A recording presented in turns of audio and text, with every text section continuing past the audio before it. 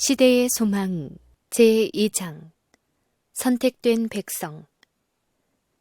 유대인들은 1000년 이상 구주의 오심을 기다렸다. 그들은 이 사건에 그들의 가장 빛나는 소망을 두었다. 그들은 그분의 이름을 노래와 예언 가운데 또는 성전 의식과 가정 기도 가운데 포함시켰다. 그럼에도 불구하고 그들은 그리스도께서 오셨을 때 그분을 알지 못하였다. 하늘의 총애를 받으시는 자가 저들에게는 마른 땅에서 나온 줄기같이 보였으며 그에게는 고운 모양도 없고 풍채도 없어서 그들이 보기에 흠모할 만한 아름다운 것이 없었다. 자기 땅에 오매 자기 백성이 영접지 아니하였다. 그러나 하나님께서 이스라엘을 택하셨다. 그분은 당신의 율법과 또한 구주를 알려주는 표상과 예언의 지식을 인류 가운데 보존하도록 그들을 부르셨다. 그분은 그들이 세상에서 구원의 셈이 되기를 원하셨다. 그가 머물렀던 땅에서의 아브람처럼, 애굽에서의 요셉처럼, 바벨론 궁정에서의 다니엘처럼, 히브리 백성들도 열방 가운데서 그러해야 할 것이었다. 그들은 사람들에게 하나님을 드러내야 할 것이었다. 주께서 아브라함을 부르시면서 내가 네게 복을 주어 너는 복의 근원이 될지라. 땅의 모든 족속이 너를 인하여 복을 얻을 것이라고 말씀하셨다. 이 교훈은 선지자들을 통하여 반복되었다. 이스라엘이 비록 전쟁과 사로잡힘으로 인하여 황폐된 이후에도 야곱의 남은 자는 많은 백성 중에 있으리니 그들은 여호와께로서 내리는 이슬 같고 풀 위에 내리는 담비 같아서 사람을 기다리지 아니하며 인생을 기다리지 아니할 것이라는 약속은 그들의 것이었다. 예루살렘의 성전에 관하여 주께서는 이사야를 통하여 내 집은 만민의 기도하는 집이라 일컬음이 될 것이라고 선언하셨다. 그러나 이스라엘 백성들은 세속적 위대함에 그들의 소망을 고착시켰다. 그들은 가나안 땅에 들어가던 때부터 하나님의 계명을 떠나 이방 사람의 풍습을 좇았다. 하나님께서 당신의 선지자들을 통해 그들에게 경고를 보내셨으나 소용이 없었다. 그들은 이방의 압제로 징계를 받았으나 그것도 무익하였다. 개혁이 있을 때마다 보다 더 큰 배도가 그 뒤를 따랐다. 만일 이스라엘이 하나님께 성실하였다면 하나님께서는 그들의 존귀와 높임을 통하여 당신의 목적을 성취하실 수 있으셨을 것이다. 만일 그들이 순종의 길로 행했다면 하나님께서 그들을 칭찬과 명예와 영광으로 그 지으신 모든 민족 위에 뛰어나게 하셨을 것이다. 너를 여호와의 이름으로 일컬음을 세계 만민이 보고 너를 두려워하리라고 모세는 말하였다. 이 모든 규례를 듣고 열국은 이 큰 나라 사람은 과연 지혜와 지식 있는 백성이로다 라고 말할 것이다. 그러나 그들의 불충실 때문에 하나님의 목적은 오직 계속적인 역경과 굴욕을 통해서만 성취될 수 있었다.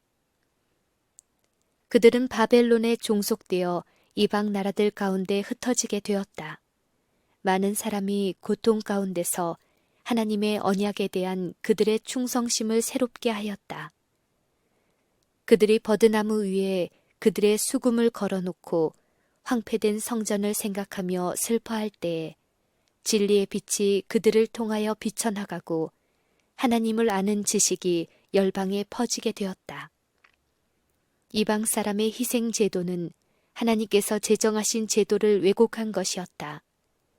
이방 나라의 의식을 신실히 지키는 많은 사람들이 히브리 사람들에게서 하나님께서 제정하신 제사 제도의 참뜻을 배웠으며 믿음으로 구주에 대한 허락을 굳게 잡았다. 사로잡혀간 사람들 중에 많은 사람이 핍박을 당하였다. 안식일을 범하기를 거절하고 이방 나라의 절기를 지키기를 거절함으로 인하여 목숨을 잃은 사람이 적지 않았다. 우상 숭배자들이 진리를 멸절시키려고 분기했을 때 주께서는 당신의 종들을 왕들과 위정자들 앞에 서게 하므로 그들 자신과 또 그들의 백성들이 빛을 받을 수 있게 하셨다.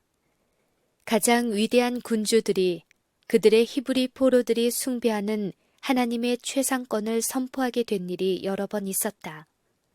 바벨론 포수로 말미암아 이스라엘 백성들은 새긴 우상들을 숭배하는 일에서 효과적으로 치료되었다. 뒤이은 수백 년 동안 그들은 이방 대적들의 압제로 고통을 당했다. 마침내 그들은 그들의 번영이 하나님의 율법에 순종하는 데 있다는 확신을 갖기에 이르렀다. 그러나 너무도 많은 백성들에게 있어서 순종은 사랑에서 우러나온 것이 아니었다. 그 동기는 이기적이었다. 그들은 국가가 강대해지는 수단으로서 외면적으로 하나님을 섬겼다. 그들은 세상에 빛이 되지 않고 우상 숭배의 유혹을 피하기 위하여 세상을 멀리했다. 하나님께서는 모세를 통하여 주신 지식 가운데 이스라엘 백성이 우상 숭배자들과의 교제에 제한을 가하셨다. 그런데 이러한 지시는 그릇 해석되어 왔다.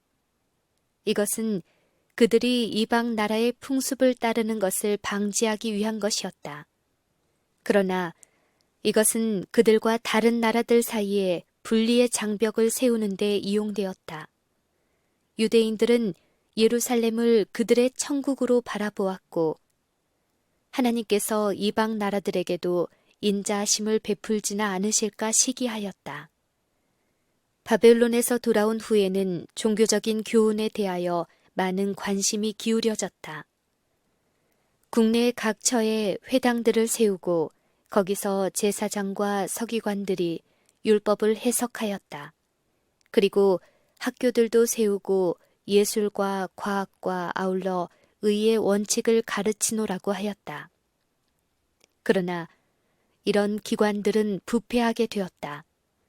포로 생활 중 그들 가운데 많은 사람이 이교의 사상과 풍습을 받아들였는데 이것들이 그들의 종교 예식에 도입되었다. 그들은 많은 점에서 우상 숭배자들의 풍습을 따랐다. 유대인들은 하나님에게서 떠나자 제사 제도에 대한 교훈을 많이 잊어버리게 되었다. 이 제사 제도는 그리스도께서 친히 제정하신 것이었다. 이 제도의 각 부분에 그분을 가리키는 표상이 있었다. 이 제도에는 생명력과 영적 미가 가득 차 있었다. 그러나 유대인들은 그들의 의식에서 영적 생명을 상실하였으며 죽은 형식에 집착하였다. 그들은 제물을 가리키는 그분을 의지하는 대신에 희생 제물과 의문 그 자체를 신뢰했다. 제사장과 랍비들은 그들이 잃어버린 것을 보충하기 위하여 그들 자신의 여러 규정들을 많이 만들어냈다. 이 규정들이 엄격하여질수록 하나님께 대한 사랑은 더욱 적게 나타났다. 그들은 자신들의 성결함을 의식의 다과로 측정하였으나 마음은 자만과 위선으로 가득 차 있었다. 그들의 이러한 까다롭고 짐이 되는 규례들과 함께 율법을 지키기는 불가능하였다. 하나님을 섬기고자 하는 자로서 랍비의 규례들을 지키려고 힘써본 자들은 무거운 부담에 눌려 애를 썼다. 그들은 번민하는 양심의 가책으로부터 벗어날 수 없었다. 이리하여 사단은 백성들을 낙담하게 하고 하나님의 품성에 대한 그들의 관념을 저하시켜 이스라엘 백성들의 믿음이 멸시를 받게 하려고 힘썼다. 사단은 그가 하늘에서 반역하였을 때에 제시했던 주장, 곧 하나님의 요구 사항들은 부당하며 지킬 수 없다는 주장을 입증하기를 원했다. 그는 이스라엘까지도 율법을 지키지 않았다고 선언하였다. 메시아의 강림을 갈망하기는 하였지만 유대인들은 메시아의 사명에 대하여 참된 개념을 갖지 못하였다. 그들은 죄로부터의 구속이 아니라 로마로부터의 해방을 얻으려고 애썼다. 그들은 압제자의 권세를 깨뜨리고 이스라엘 나라를 세상 만국을 지배하는 나라로 높이는 정복자로서 메시아가 오시기를 고대하였다. 이리하여 그들이 구주를 거절할 길이 마련되었다. 그리스도 탄생 당시의 유대 나라는 그들을 지배하는 외국의 통치자들 밑에서 시달림을 받는 한편 내분으로 고통을 겪었다. 유대인들은 독립된 정부 형태를 유지하도록 허용은 받고 있었으나 그들이 로마의 기반 아래 있다는 사실은 숨길 수 없었으며 그들의 권력의 제한에 대해 단념하고 만족할 수도 없었다. 로마인들은 대제사장을 임명하고 해임시킬 권리를 주장하였으며 이 직분은 흔히 부정과 뇌물 또는 심지어 살인 등의 수단에 의해 획득되었다. 이리하여 제사장 직분은 점점 더 부패되어 갔다. 그러나 제사장들은 여전히 큰 권세를 가졌고 그들은 그것을 이기적이고 재리적인 목적을 위하여 사용하였다. 백성들은 그들의 무자비한 요구에 시달렸으며 로마 제국으로부터 또한 과중한 세금이 부과되었다. 이런 사태는 불만을 널리 확산시켰다. 민중의 폭동이 자주 일어났다. 탐욕, 폭력, 불신, 영적 냉담이 유대 나라의 심장부를 좀먹고 있었다. 로마인들에 대한 증오심, 그들의 국가적 종교적 자존심은 유대인에게 그들의 예배 형식에 더욱 엄격히 집착하게 하였다. 제사장들은 종교의식에 철저한 관심을 나타냄으로써 거룩하다는 평판을 유지하고자 힘썼다.